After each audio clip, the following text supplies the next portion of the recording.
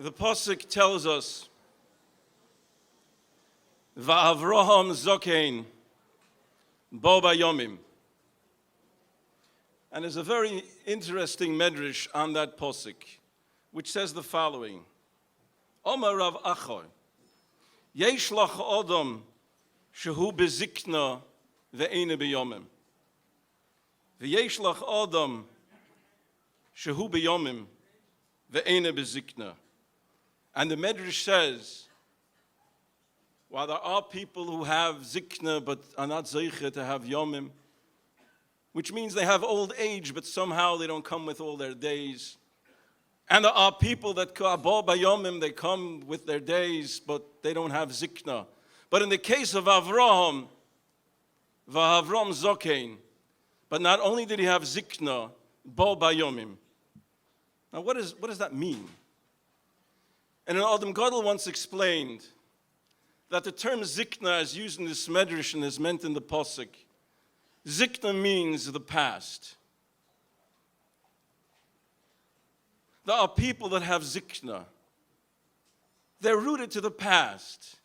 They're rooted to the traditions and the wisdom that they received from their ancestors, the Torah of yesteryear, the Messiah. They have zikna. But they don't have yomim. They can't deal with the changes from generation to generation. They don't know what to do with modernity. They don't understand what we're going to do with things that are so different.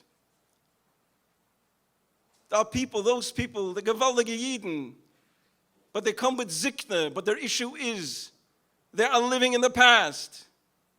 They're still living in the past. On the other hand, there are people that bo b'yomim. They take advantage of every aspect of modernity. Whatever the passing fashions are, they are immersed in it. They're living in today. But they are divorced from the past. They're bo b'yomim, but they don't have zikna. Says the Medrash that there are some people that they're zoiche, that they have zikna, but they're bo b'yomim. They're able to harmonize the two. They can innovate. They can adapt. They can integrate today's world with the teachings of yesteryear. That was the life of Avram Kelman Zatzal. And that is what you're going to hear about tonight. He understood, like few others when he started understood, that you have to innovate. What's good in one decade is not good in the other. Einstein once said, he said, you can't solve the problems of today with the same thinking that helped create them. And Lahavdil the Kotzker Rebbe once said on the same issue, when the Gemara says that Chizkiyahu HaMelech he buried Sefer Refuis, and the Chachamim blessed him. They benched him for it. This is why. It was a cure-all. And the Kotzker Rebbe said, because the Refuis of the past generation don't necessarily work for the machlis of the next generation. And he understood that. And that's what you'll hear tonight. You will hear about his response to the parais of his time, who said after the Second World War, we survived. Okay, but now we can take advantage of what America has to offer. Let our children become Americans. Let them adapt. Let them become immersed in the society. For the altar, no, the altars and in the altar. That's what Parai told Moshe Rabbeinu. You want to go to the midbar, you want to offer up sacrifices, fine. Go, take the elders and go. And Moshe's response and Rabbi Kelman's response was, like the Pasuk says, no, binareinu v'skeneinu neilech. We will go not only with the elders, but we're going to bring our youth with us. Not only biboneinu, but as the Pasuk says, uba b'noiseinu, we're going to take our daughters with us. And not just some of the daughters. All of the daughters. not only those daughters that come from certain kinds of families, not only some families that maybe have the wherewithal to pay. Maybe this is the type of family you'd like to build your school with. Maybe this family, they come from a background. It's so different. It's an aberration almost. That's not for us. And Rabbi Kelman's response through the decades was, B'nareinu u'v'skenenu neilech, we're going to go with our youth, we're going to go b'b'neseinu, we're going to take everyone, because like at the time of the Moshe Rabbeinu, we were a kahal, we were a community, and we're making a school for the community. And yes, this is a community school, as it was thousands and thousands of years ago, when Moshe Rabbeinu told Paroi, everybody is coming along. And he would champion the causes of those children who no one else spoke up for. He was their voice. When no one else would stand up for them, he gave them standing. You want to build a yeshiva for Mitzayonim? It's like building a hospital just for healthy people. And that's what you're going to hear tonight. You're going to hear about the legacy of a giant of a man who championed the concerns of children that no one else would stand up for. Are you going to hear this from me? No. You're going to hear it from those who worked with him for decades, day in, day out, in the 50s, in the 60s, in the 70s, in the 80s, and the 90s, as times and generations evolved, and he set the standard of chinuch with the best mechanchen, the best educators, the best standards, the best for our children, because no girl will be left behind. It is now my pleasure to introduce to you someone who worked for decades with Rabbi Avram Kelman. He is the chairman of the board of Prospect Park, Bnos Leah Yeshiva. Please help me welcome Dr. Abish Mendel.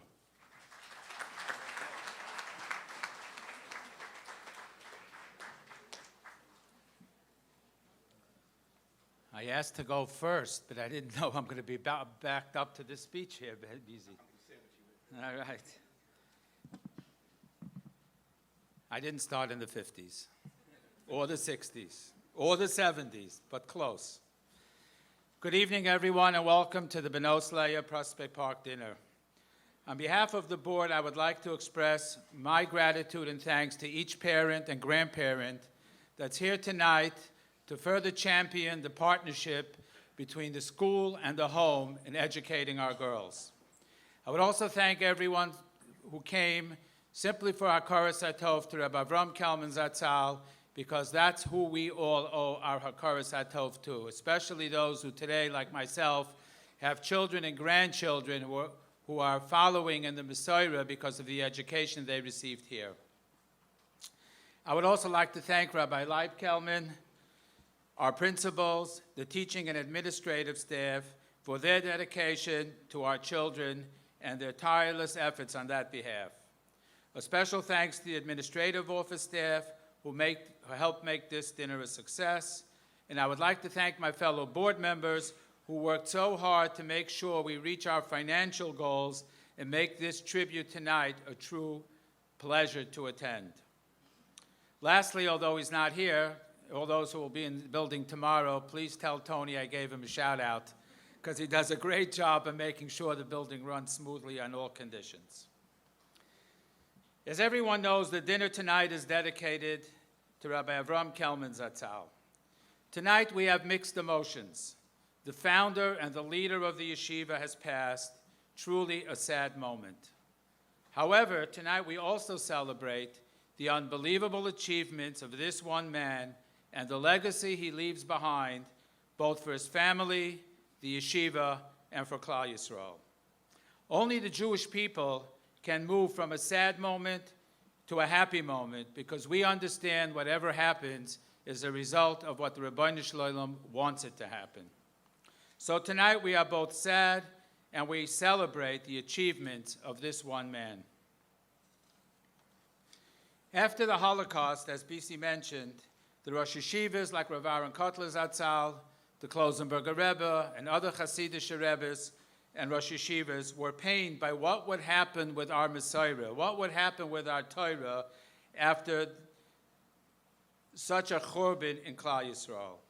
However, both leaders and the mainstream of our people went on to rebuild Klal Yisrael in their own way with dramatic results, and we, Baruch Hashem, are the beneficiary of those results. Rabbi Kelman Zatzal realized that one way to rebuild our nation was to establish a girls' school to provide the proper Torah education, hashkafa, hadracha, midos, and a true understanding of what Torah life means. Rabbi Kelman Zatzal had a vision.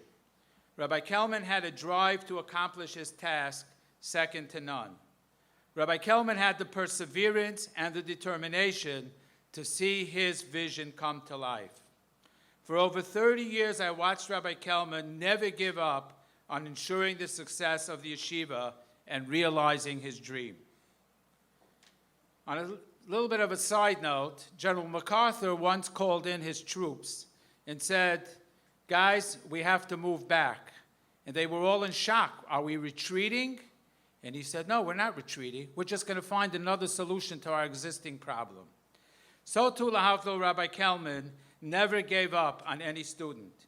He made sure whatever a student needed, he would provide to ensure the student's success.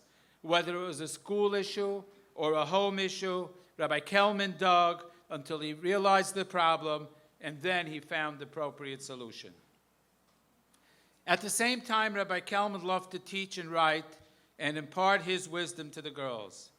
They all enjoyed his wisdom, his kind heart, and soaked in his warm spirit. You know why? Because each girl felt that he was talking directly to them. He wasn't talking to the class. Each girl felt that personal attachment. We see the same vision of making sure Klal Yisrael's children are the continuation of our people in the time of Elisha Hanavi. There was a period in Jewish history when some felt Klal Yisrael would chas v'shalom disappear.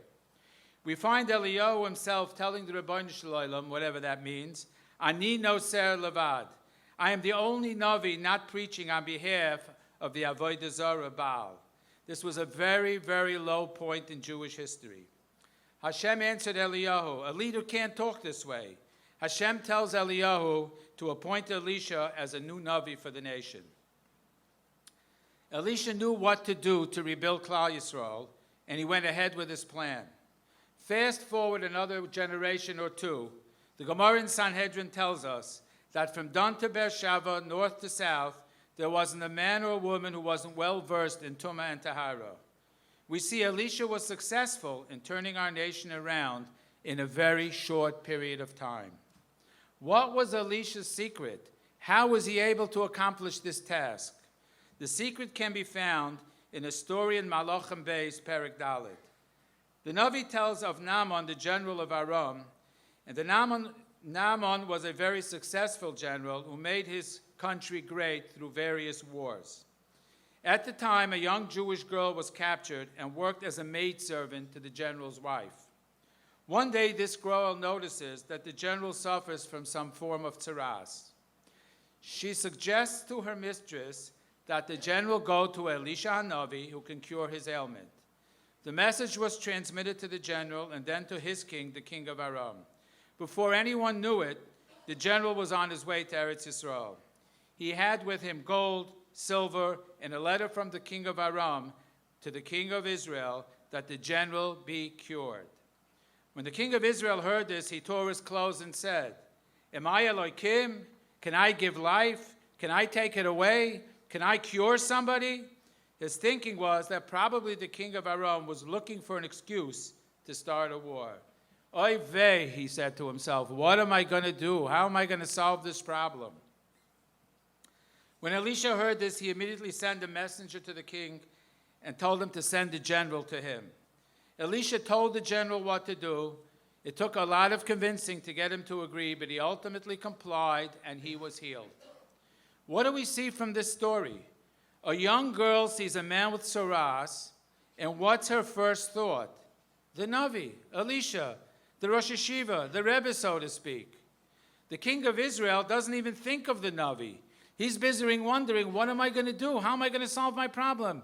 He's in a state of shock here. So what do we see? Elisha knew how to rebuild Klal Yisrael. His secret was simple.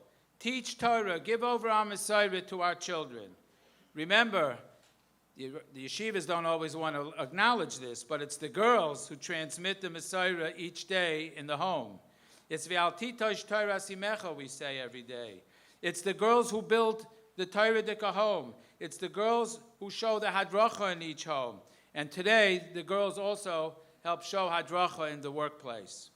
Elisha knew the success of our nation was the children. In one generation, he turned Klal Yisrael around. So too, Rabbi Kelman Zatzal knew the success to rebuilding and building our heritage was teaching and imparting Torah values to our girls. Rabbi Kelman leaves behind not only a glorious family of Torah-dika generations, but generations upon generations upon generations of Torah-dika families who are today the backbone of Klal Yisrael. Rabbi Kelman followed Elisha Hanavi's plan and had the same success as Elisha. Klal Yisrael was and is rebuilt to new heights and continues to, Baruch Hashem, thrive. So tonight, yes, we are sad with Rabbi Kelman's passing, but we must be elated by his accomplishments and the glorious generations he leaves behind. May Rabbi Kelman Zatzal be a Melitz Yosher for his family and the extended Bnos Leah Prospect Park family as well. May we be zoicha to learn from his life how to continue to build Klal Yisrael, to ensure our Messiah is transmitted, and we live lives to be Mekadeshem Shemayim. Have a wonderful evening.